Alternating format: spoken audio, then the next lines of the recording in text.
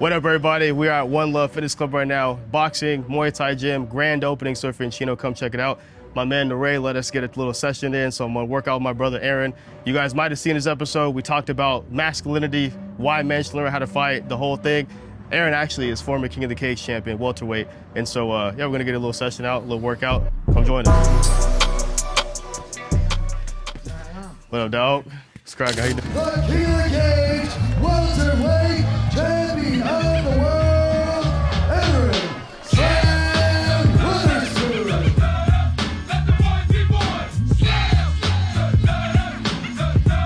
All right, man, what we doing today? So hang on, just a little mid work, a little moving around. Dope. Nothing else, that's it. Let's get it.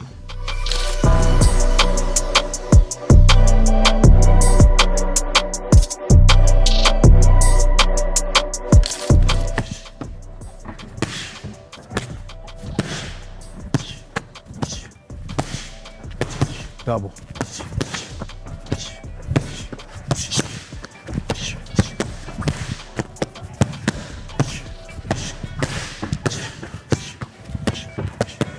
Six foot. Two unders.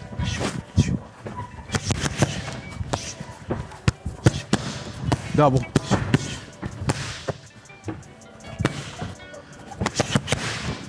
Nice.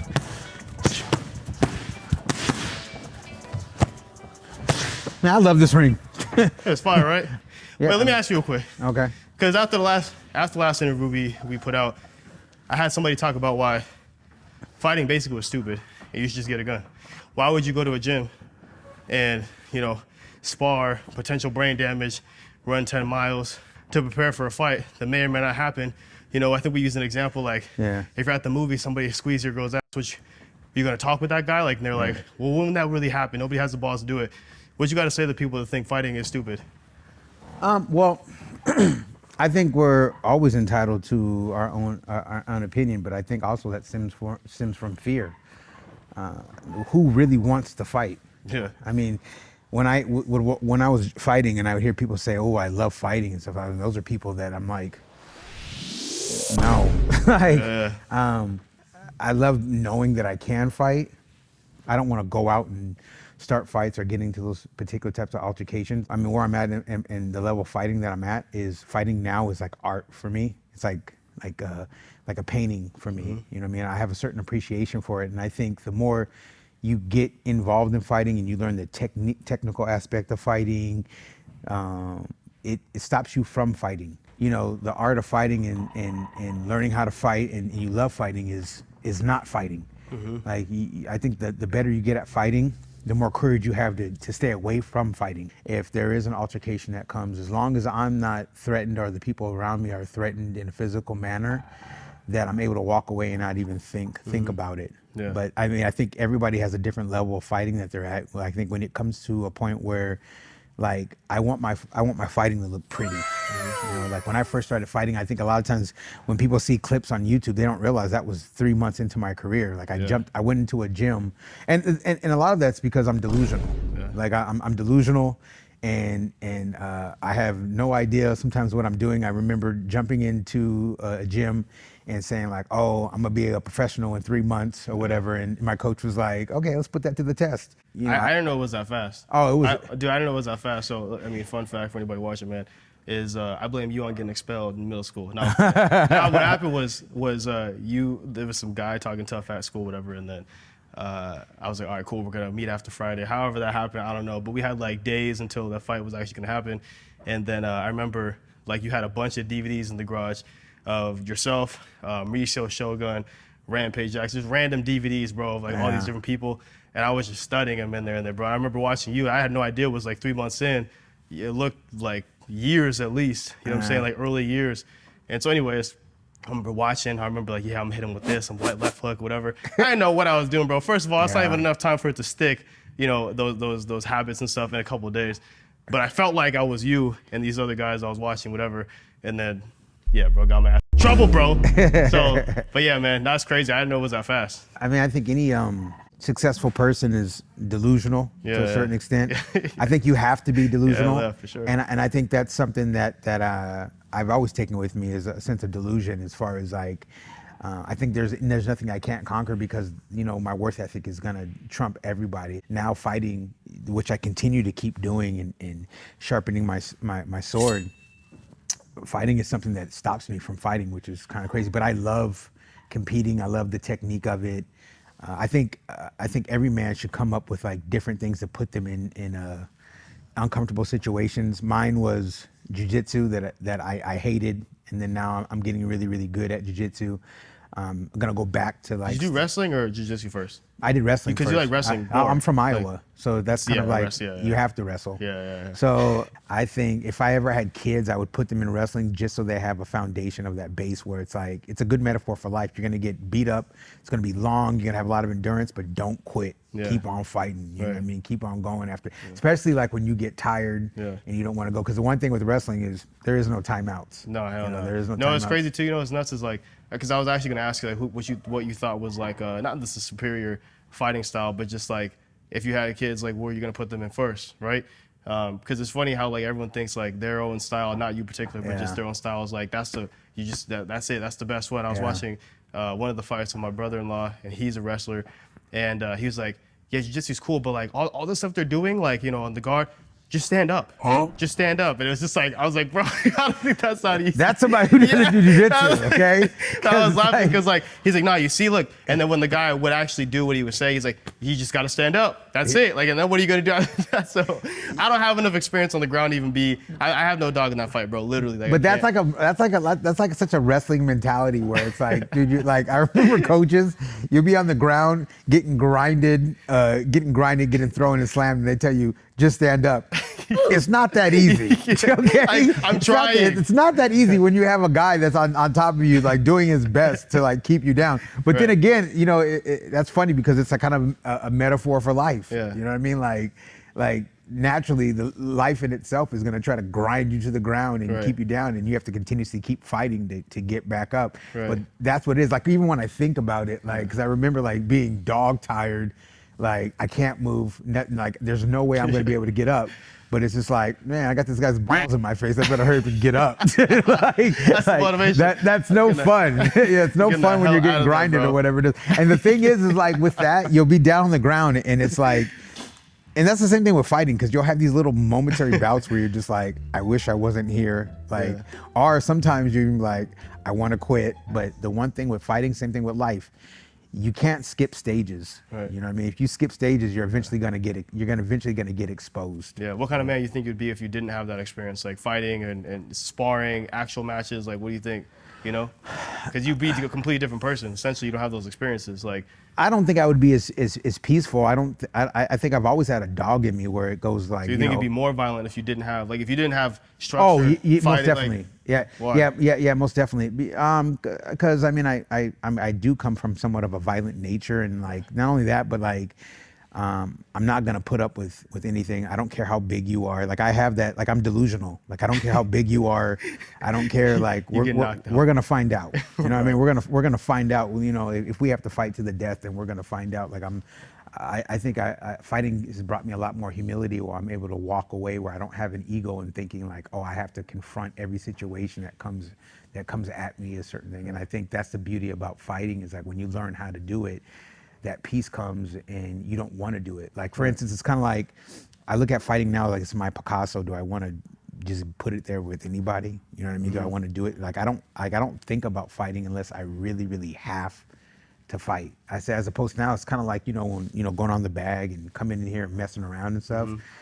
Like that's fun for me now. That's like my art. But you know, it's I don't know what I would be without it. I don't think I would be nowhere near, I would nowhere be able to go into the next career that I'm going into without it. You know, I think it's given me a certain comfort that I don't think I would be able to have without that. You know, and I think a lot of times now in this generation is people are trying to bypass that type of adversity to get the result. That's one thing that just like infuriates you. But we had so many conversations about those people that are on the couch just typing, and they would never, ever step foot in the ring, the octagon, whatever, which a lot of them are watching right now. So shout out to y'all. But these couch warriors, man, it's crazy, bro.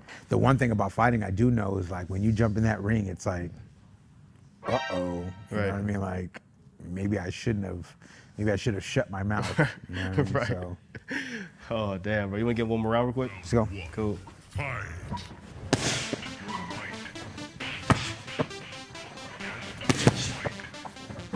What was the biggest takeaway you took from fighting? Double. I learned a lot about myself as far as What'd you learn about yourself? I learned that you just gotta hunker down, bro, and just keep going. In the actual fight, it actually wasn't as hard as some of those sparring matches because I sparred a couple pros at the gym. That I learned the most about myself. Because there was a couple times where I actually wanted to I was like, yo, yeah. I was like, bro, I have no answers for anything for this guy, bro. It's crazy. That's life. It was man. one of those, bro, where after the match, there's only 3 rounds. 3. Felt like 12. It was crazy. And it was like, I don't know if you ever had that where you almost get in an accident in the car and you kind of you after you almost hit that car or whatever, you turn the music down and you're just super focused. Bro, after getting beat up like that in the ring, I got back in the car. I didn't even turn the car on. I was just sitting in there, just looking up. I was like, damn, that was rough. Yeah. I was sitting there for 2 minutes, and then finally I was like, all right, maybe I should start driving home now. I turned the car on, and I took off. It was one of those where I was like, damn, bro, you're just forced to reflect. Yeah. Okay, I could have done this better, could have done that better. Then you also think mentally about where you almost quit, where you almost turned your back and almost you're about to come out of the ring. You think about all those things, man, after the fact. In the moment, you're just like you said, I don't want to be in here right now. Yeah. This ain't fun at all. I think the difference is kind of for instance, like I was telling you, you being so established in what you do, it makes you think. I remember having those same feelings and realizing I have to come back to this tomorrow. Yeah. You know what I mean? And then it's I had to continue to be scared again. Right.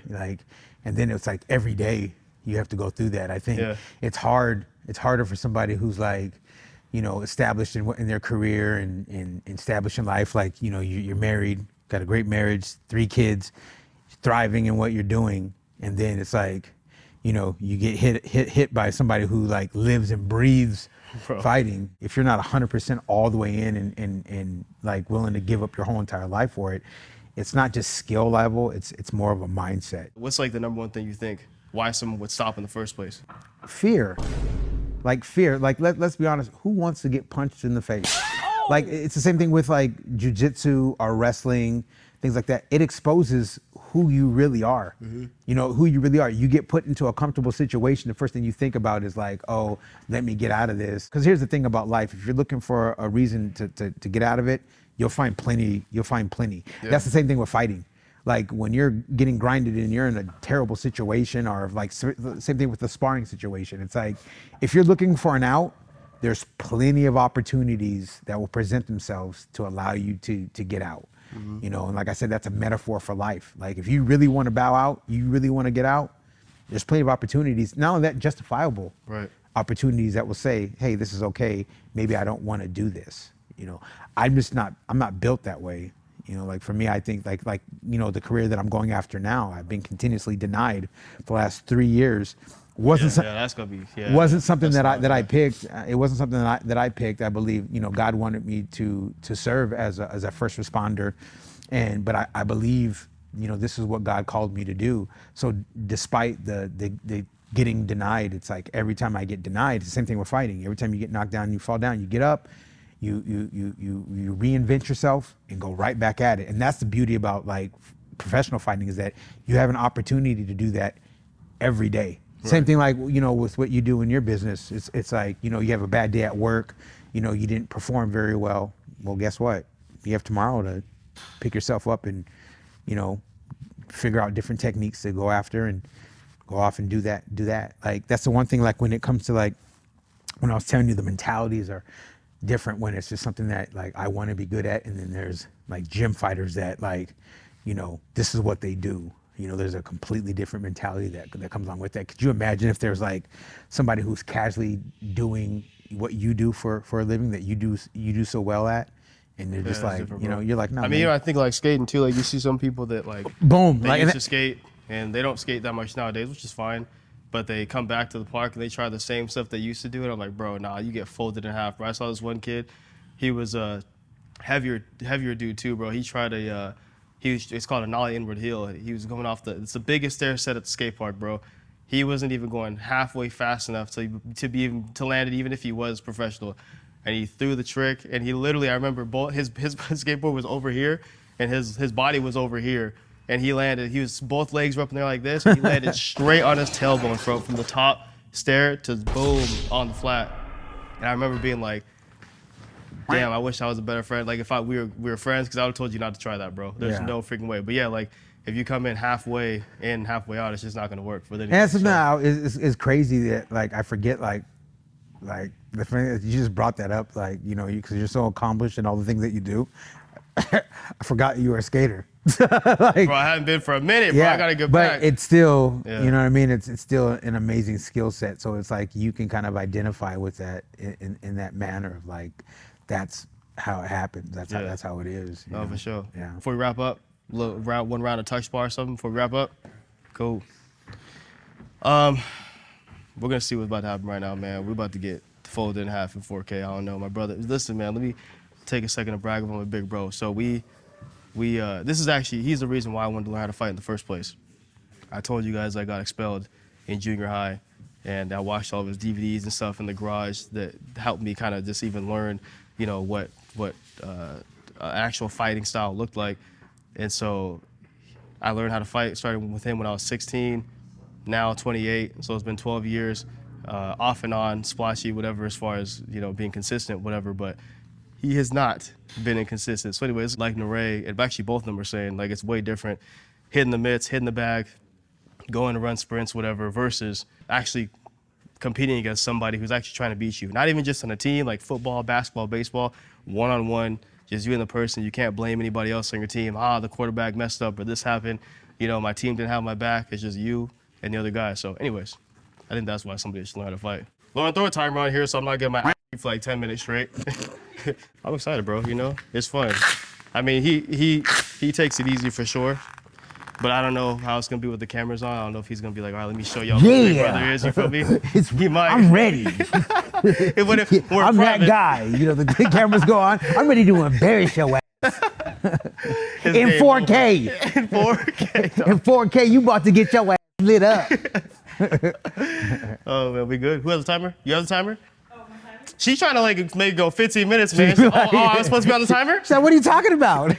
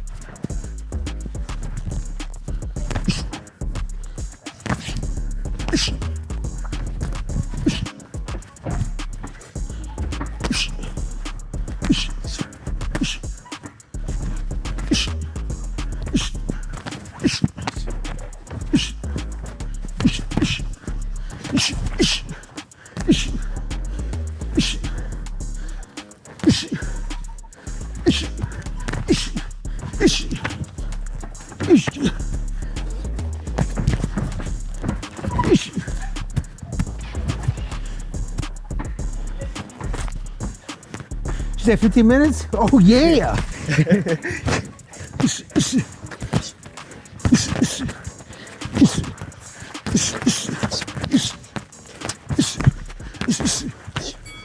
That's up, what you say? Word, dog. Well, I mean, you saw it there. I have nothing to say to that. These gloves are sick, though. Yeah, thank you. Thank you, sir. This is perfect, bro. I'm just kicking it right here. Anyways, hey, man, I appreciate you for real, bro. Absolutely. We'll make this happen more often. I know you enjoyed that. Every second of that, you know what I'm saying? I enjoy. But no, it's fun, though, man, for real. I appreciate you for not even just this session, but just the years of guidance when it comes to this. And it basically introducing me to this lifestyle. Really appreciate it, man. Whoever's watching needs to do it themselves, too. So, thanks, dog.